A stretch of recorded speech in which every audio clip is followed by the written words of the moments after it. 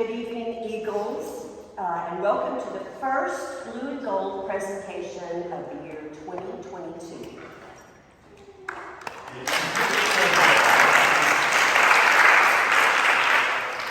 I'm Dr. Pamela Francis, and I'm speaking today on behalf of Dr. Green, who has, as you know, just given birth to our newest little eaglet, Jonathan. But I am here today on her behalf to introduce Maddie Core as she presents her Distinction Project. Maddie, a third-year senior, has proven herself to be a thoughtful and considerate student of history. She is particularly interested in gender history, and it is this interest that has led to tonight's presentation. In this project, Ms. Core employs the trope of the Disney princess to demonstrate and describe the connections between American pop culture and feminism.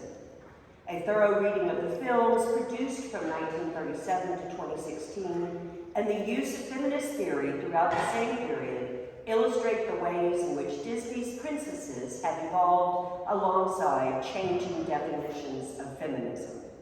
Eagles, please join me in welcoming Maddie Core as she presents Fairy Tales and Female Empowerment, the Evolution of Disney Princesses, 1937 to 2016.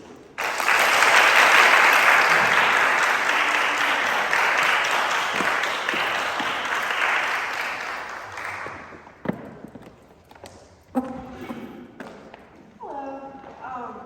So as Dr. Francis just said, I will be discussing the connection between Disney princesses and feminism and how they have co-evolved over time.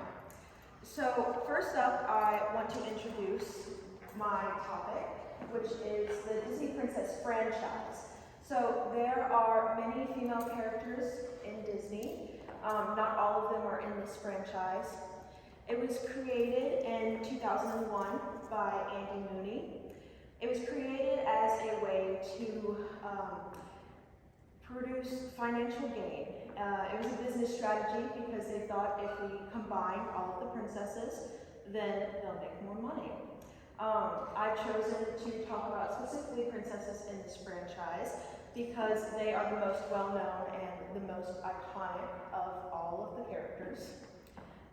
So there are certain standards that a princess has to meet to fit into this franchise. They either have to marry royalty, be born into royalty, or perform an act of heroism. Most princesses are technically royal because of marriage or birth. And there's only one princess, Mulan, who gained her title by performing an act of heroism. Not all female characters in movies that fit these standards are included in the franchise. Most of the time, even if there is a princess, for example, Kida from Atlantis the Lost Empire, who many of you might not know, she was born into royalty. She's not included in the franchise, despite making more money in her film than Princess and the Frog did. She was not included in the franchise because she did not fit the niche that Disney needed for their film, for their franchise. She didn't add anything new, I guess you could say, like Tiana from Princess and the Frog did, being the first black princess in the franchise. Meg from Hercules was also not included in the list.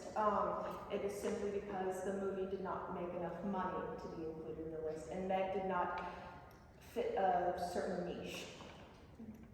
So here is a timeline of all the Disney movies included in the franchise. We start with Snow White and the Seven Dwarfs in 1937, and we go all the way to Moana in 2016. So there have been there's been a lot of movies for a long time.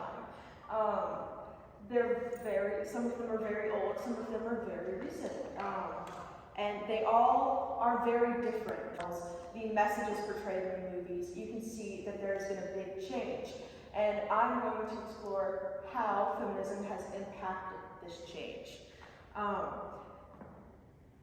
So the 5 movies I will be talking about in my distinction are Snow White and the Seven Dwarfs, Pocahontas, Mulan, Brave, and Moana. Each of these movies holds a significant characteristic or an attribute that makes them stand out from the other movies and gives a good representation of what feminism was like in the time period. So first, I'm going to talk about early feminism, which occurred from the 1850s to the 1920s. This movement was primarily focused on women's suffrage. Women did not have the right to vote until 1920, and this movement wanted to give women more opportunities than they had previously had. Before this movement, women were primarily seen as property of either their fathers, and then once they got married, they were property of their husbands.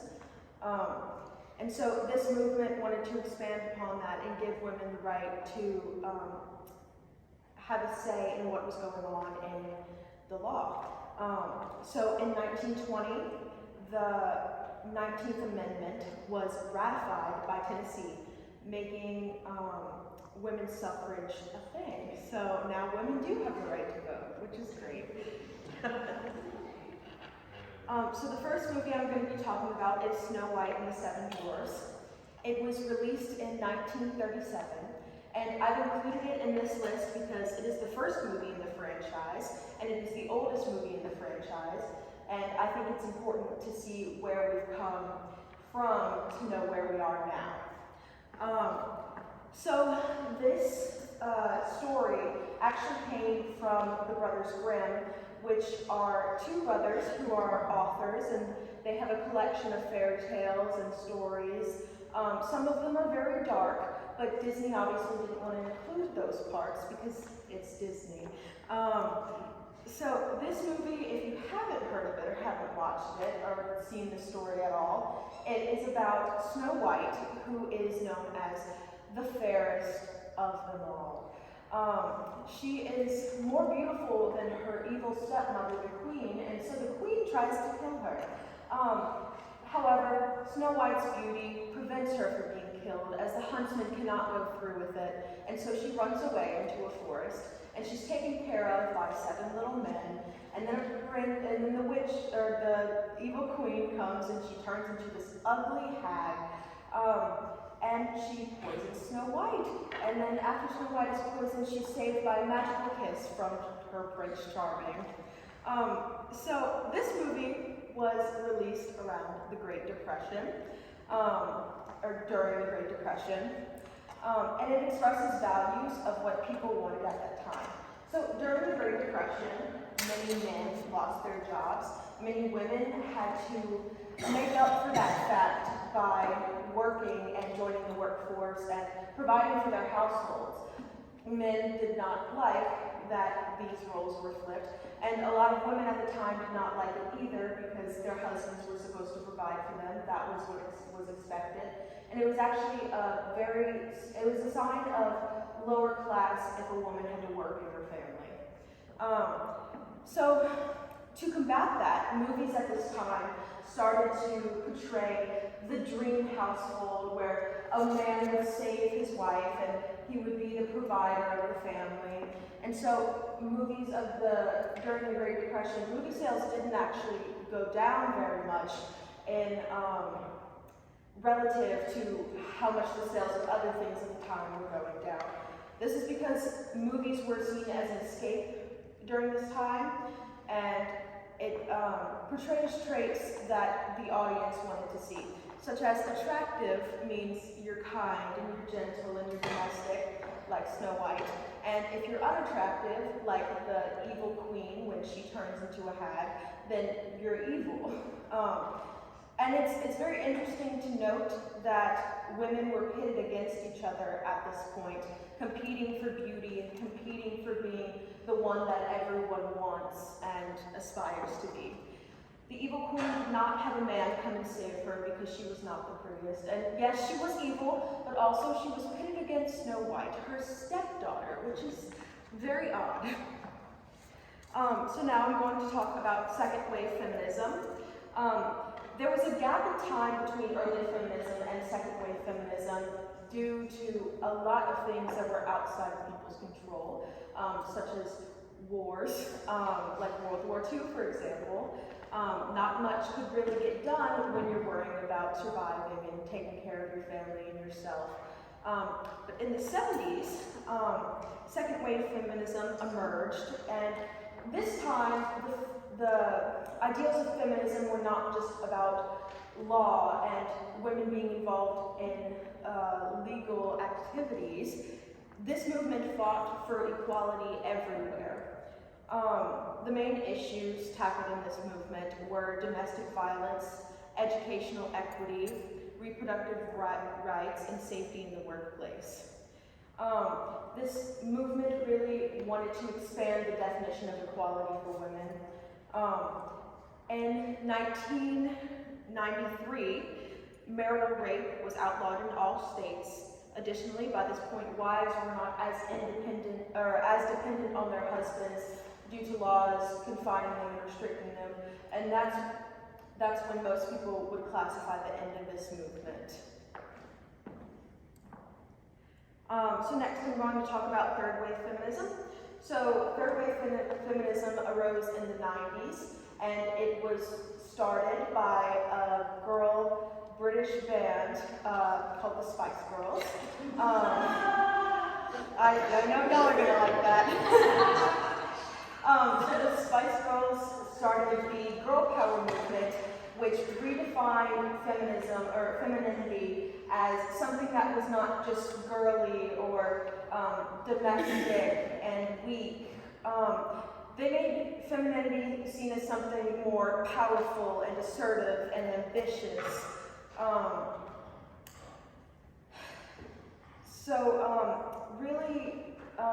People or women at this time were seen as more independent than they were previously.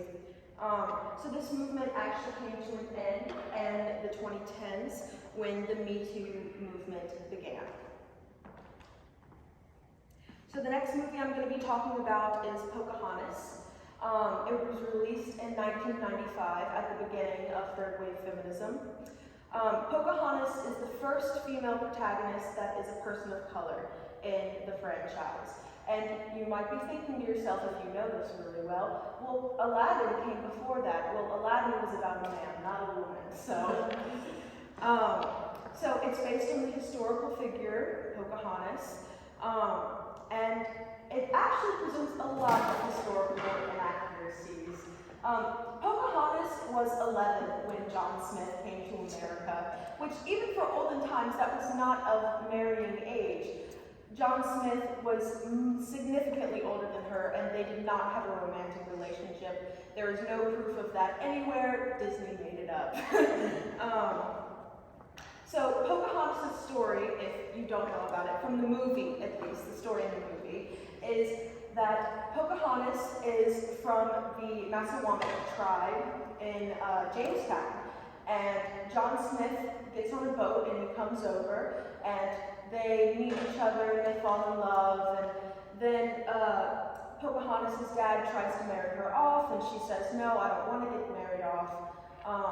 And then what ends up happening is the white people that had come over to colonize Jamestown and the Massachusetts tribe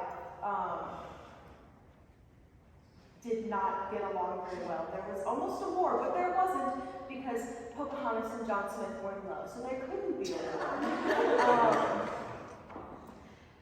After that, John Smith had to go back because he was shot. Pocahontas let him go back to the mainland, which was England, and she said goodbye. They didn't end up together at the end of the movie, which is a first. It is not a very common thing in these older Disney movies. So I would argue that these traits that we see in the movie, such as agency, from her deciding not to marry the guy her father told her to, and ambition, her wanting to make her own path, independence, her not needing to rely on John Smith's love or needing to go with him and follow him to a place she doesn't even know.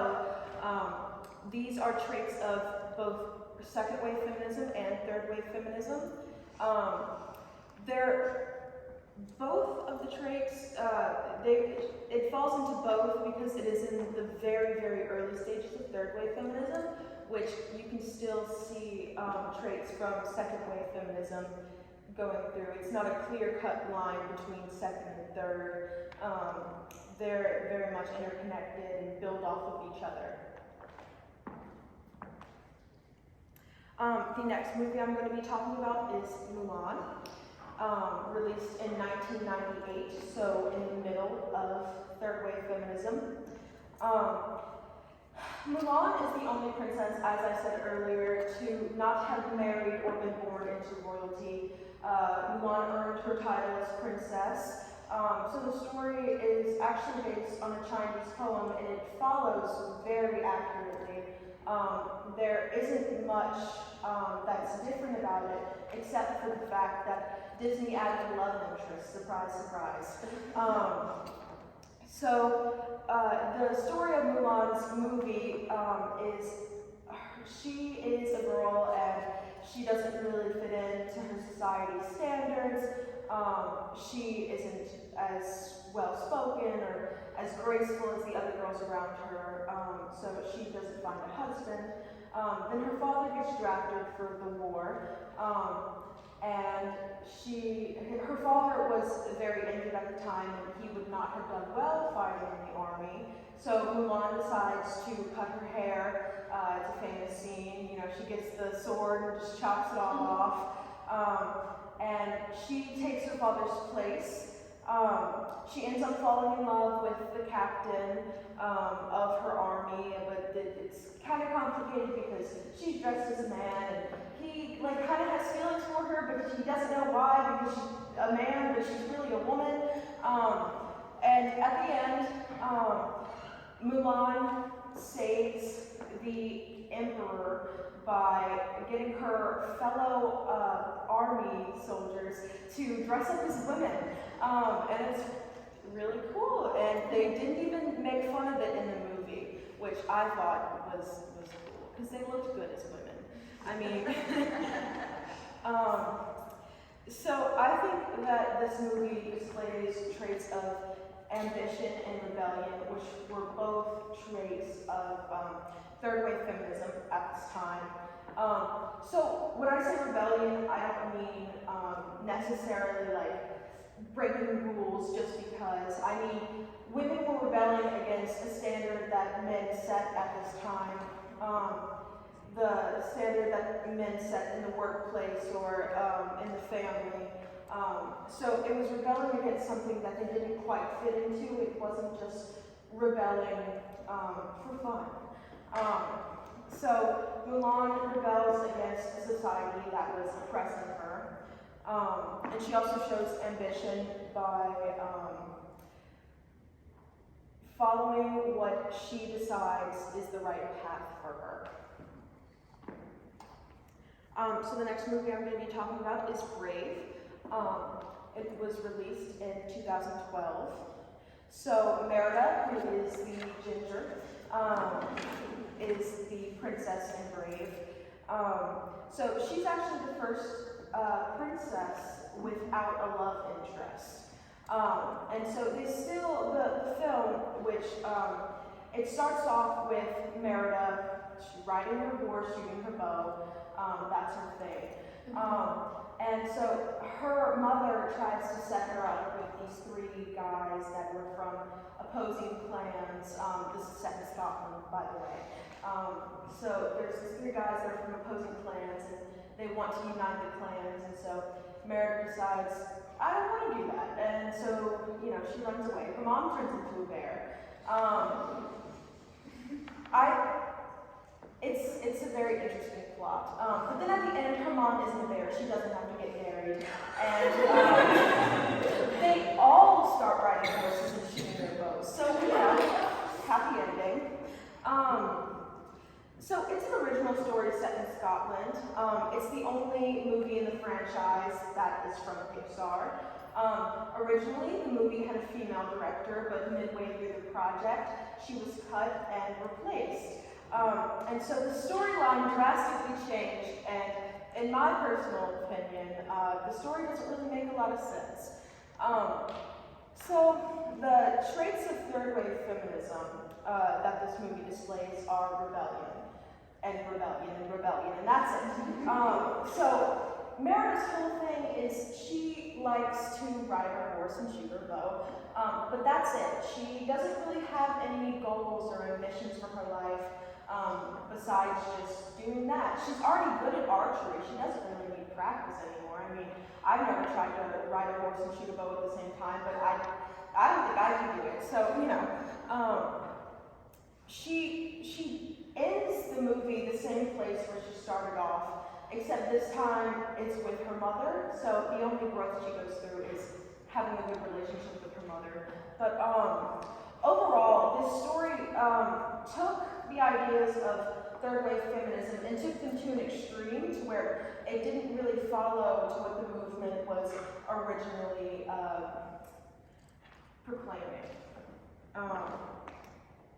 So next I'm going to talk about fourth wave feminism. So fourth wave feminism started in the mid-2010s with the Me Too movement, which is a movement that is, it primarily focuses on women who are experiencing sexual trauma, and it fights against that. And it really emphasizes the women supporting women and women being supported by everyone idea. It also advocates for the acceptance of different races and different body types and differences among women, that we should all be united. Unity is a big thing that this movement emphasizes. So this movement hasn't ended, obviously. So it's the current movement that we're in now. But yeah, it is a fairly recent movement, so there isn't as much to talk about with it, but I would suggest you look into it so you know what's going on in our world right now. So the last film that I'm going to be talking about is Moana. Moana was released in 2016. It's based on the Long Pause, which is a point in Polynesian history where they stopped traveling. So in the movie, you have Moana, and she's like blessed by the ocean, and she has this goal and this prophecy kind of to fill out. It's not exactly a prophecy, but it's similar to it. And she wants to go and sail and explore. Her father tells her no, her grandma gets sick, and then she does it anyway. And she goes and she meets this Polynesian demigod, Maui, and together they go on this like crazy adventure. They meet some monsters that are based on real Polynesian mythology, and they return this heart of Te that was missing at the beginning of the movie, and they save the world from plunging into darkness. So this movie, it's Disney creating their own reason for the long pause, because we don't know why thousands of years ago the Polynesian tribes stopped exploring and migrating to new islands. So this is Disney's attempt at explaining why, while also incorporating Polynesian mythology. So this movie is the most recent, and therefore displays the most recent ideals of feminism. And in regards to the ideals of feminism, it does a good job at that. It displays traits of independence, ambition, and women supporting women. So this is this movie shows a very strong, very comforting relationship between Moana and her grandmother. They support each other very clearly, and that's a relationship that's emphasized in the movie. It displays independence by Moana by Moana making her own decision to leave despite her father's wishes and save her island. Same with ambition. Overall, Disney has really kept up with feminism ideals and what their audience wants in order to, make the most money. But alongside that, each of these films represent the feminism from the time period they were in, and they are each good examples of looking at what feminism was like during that time. And they each display traits from the time that they were made and are good representations overall of feminism.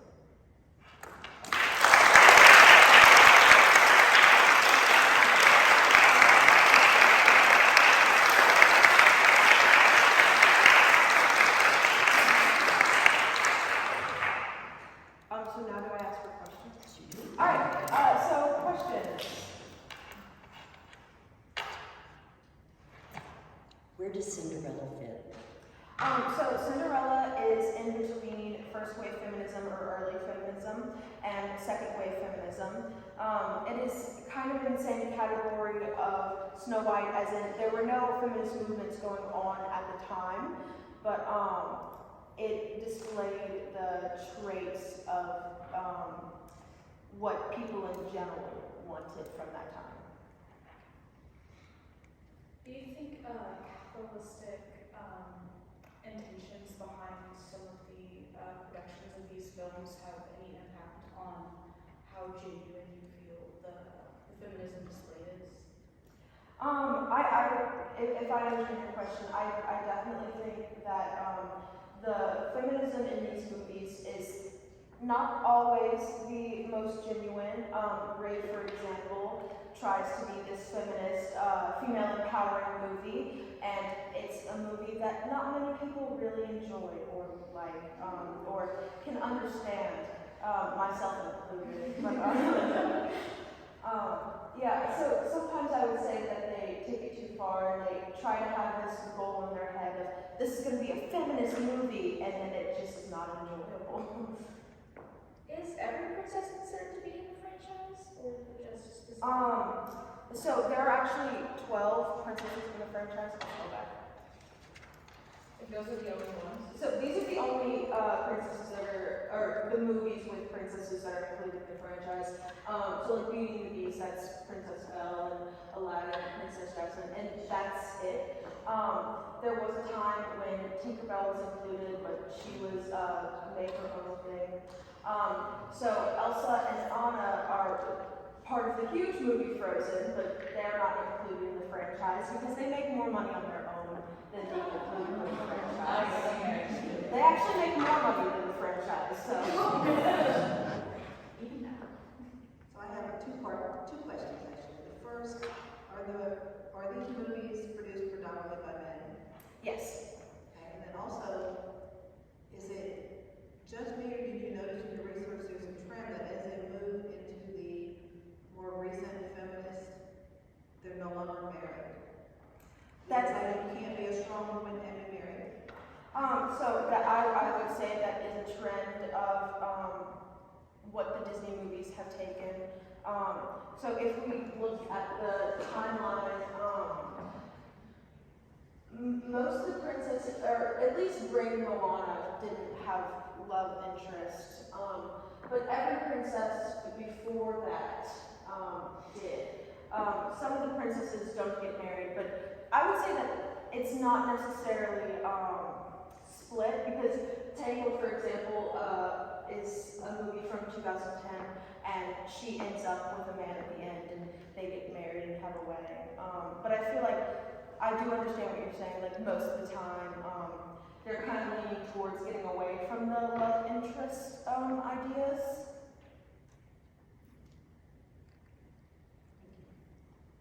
Yeah, so Disney has been remaking a lot of these movies. Do the remakes reflect the current wave of feminism, or are they more in tune with when the movies were originally made? I would say that the movies actually more reflect politics or the general, like, ideals of everyone as a whole right now. For example, including gay characters, which isn't necessarily a trait of feminism, but it is a more modern interpretation of the films than previously made. Can I ask a clarification question to Lindsay? Disney's remaking them or other? Like Disney's remaking them. Yeah, they did a live action.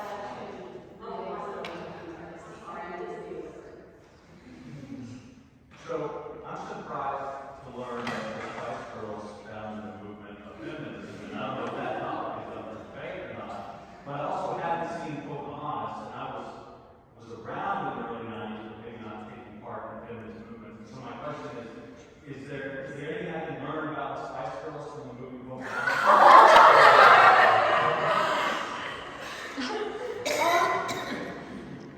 Well, I don't know how to answer that, but you can come to your own conclusions. I'll maybe include some of that in my next presentation. I'm going to picture Pocahontas as the next Spice Girl.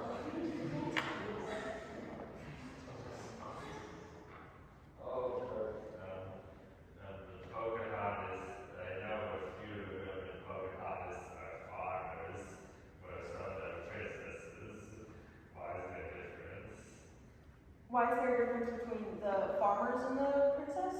Yeah. So I guess it's really just about the storytelling aspect. Oh, they were friends. Pocahontas was friends with one of the farmer ladies. Forgot her name. Are you talking about the young girl who's also in the tribe? Yes.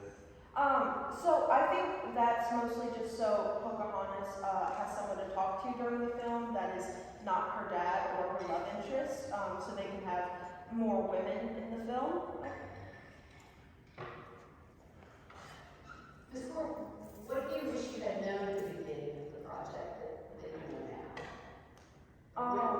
About feminism or distinctions as a whole? Project in general, yeah. Something I wish I had known to start writing sooner. Because I didn't start writing or drafting chapters until second semester this year. So, which I have been researching, and it's almost done. But yeah, I wish I had started sooner so I would have more time. So when did you get the idea of what you wanted to do distinction? Was it like just in class or? I knew I wanted to do a history distinction with Dr. Green. I've taken her class every semester that I've been here, and I really enjoy working with her, and I feel like she pushes my writing.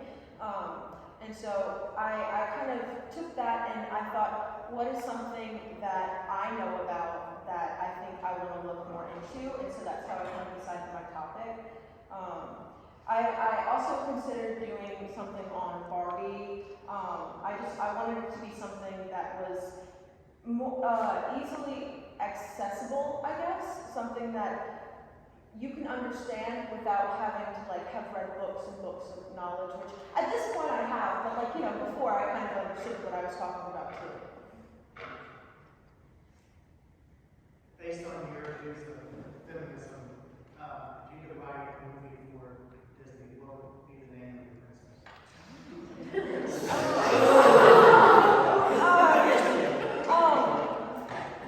Well, I just learned about feminism. I don't actually have ideas of my own, you know? Such an unfeminism. Building off of that, what would you think would be a better plot point in terms of portraying feminism in a Disney movie that's not like what Brave did?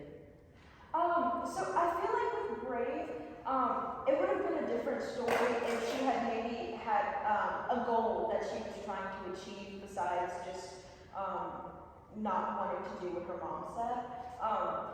And I think if at the beginning of the movie she had the bow over there and she was like, well, I really want to do something with it, you know, and then her mom was like, no, you can't touch the bow, and she was like, but I really want to learn. And then at the end of the movie, her mom and her learned how to shoot bows together.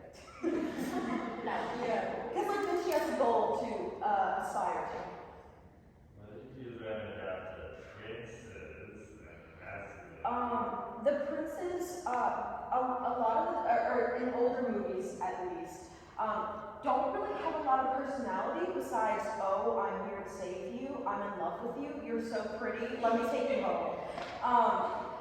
In later movies, though, I would say that the princes, not even just the princes, I would say that the men in the movies actually have a lot more emotional depth than they did in earlier movies. For example, in Moana, Maui has this traumatic past, and they actually tackle that and how he comes to terms with his trauma with his family. I think you did a good job showing some of the sort of prevailing strains, right, of the feminist movement in each film and stuff. But I guess by way of like a counter argument and to balance that out, I wonder if, and maybe you'll do this in your final revision, but consider, also some of the sort of negative gender stereotypes that some of these films reinforce, right, as a way to sort of, just sort of balance it a little bit and showing here's some of the right strands of feminism that we see, but here are also some of the things that are indicative of negative gender stereotypes or things like that that are also prevalent in the context that the film is made. Okay. That wasn't a question, right? That was Oh, because I didn't get the question mark. I was like, well, I guess you agree with that. I would agree with that, yeah. Because there are certain cases, I guess, where movies will be progressive and then kind of regress at least. And I don't know if I would have to think more about it in terms of these specific movies, but I know there's definitely some regression in like all Disney movies as a whole. But specifically for this, I would say that the different sections in the waves of feminism, I guess, have overall been progressive. But I'll look more into that.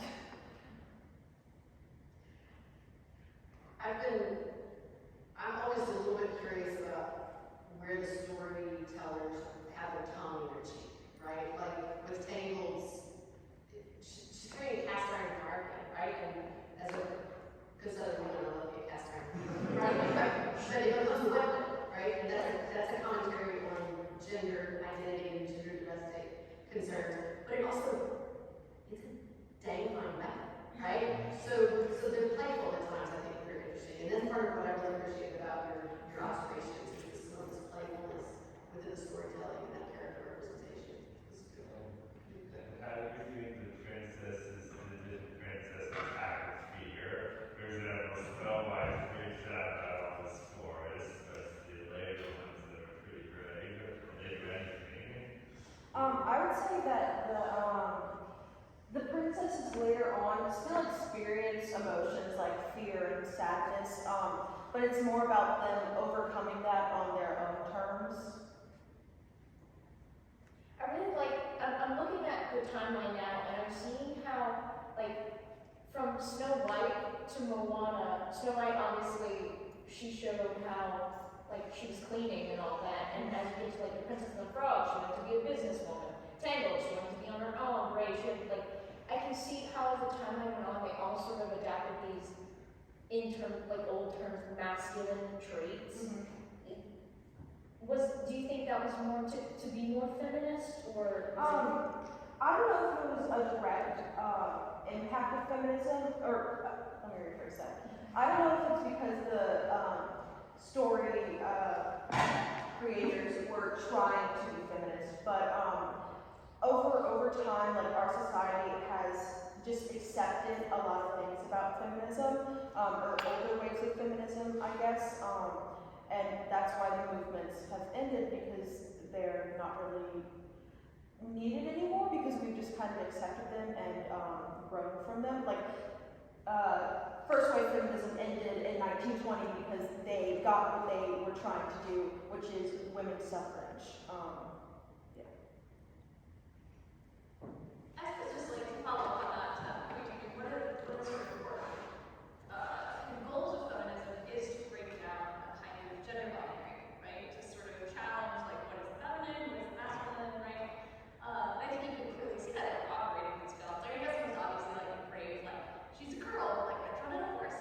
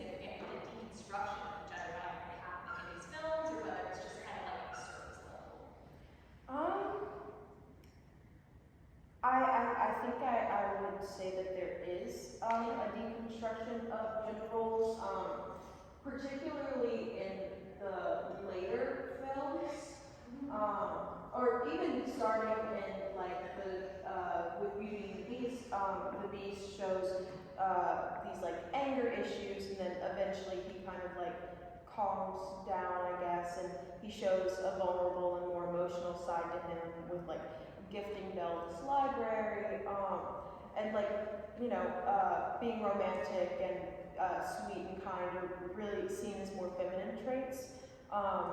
And then again in Tangled, the main guy is really self-conscious about his nose, and you know, insecurity and weakness is also seen as a more feminine trait, not necessarily at this present time, most of the time, but back then it was. I was gonna come at Brave just from a little bit different angle because I saw a bit more in the movie, and I liked it, so I might be a little biased. But I think there was that rift between Meredith and her mother, Meredith. Yeah, thank you. But through the movie, you know, she learns to see things from her mother's perspective, and I think they do mend that, and there's that bit of unity in there. Or no? See, I think I would disagree with you on that point, simply because at the end, the resolve is Merida's mother giving in to Merida, and Merida doesn't compromise with her in any way, as far as I noticed or picked up during the film. But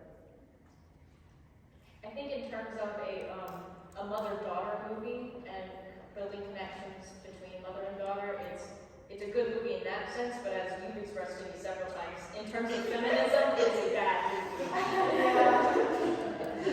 I like watching the movie. I think it's an entertaining movie. I think the bear stuff is really fun. But from a feminist perspective, I think it is not very good. To add to what you were saying, the only real way I saw she compromised with was the tapestry. She fixed the tapestry, and that was about Yeah, so there's one example. Yeah. she fixed it very well. So my thing with Brave is not that like she should be expected to get married, it's just how she reacted to her mother her mother being kind of over controlling of her life. She storms into her room and she takes her sword and she swings it on the bed frames. And she's like 16 in the movies and she's throwing a temper tantrum, which I just, you know, that's where I kind of get the sense that her rebellion is not really necessary, because I personally think they could have talked it out. I'm gonna step in to settle this one right. No, not really. I need to step in so that we can congratulate Maddie on her fantastic presentation.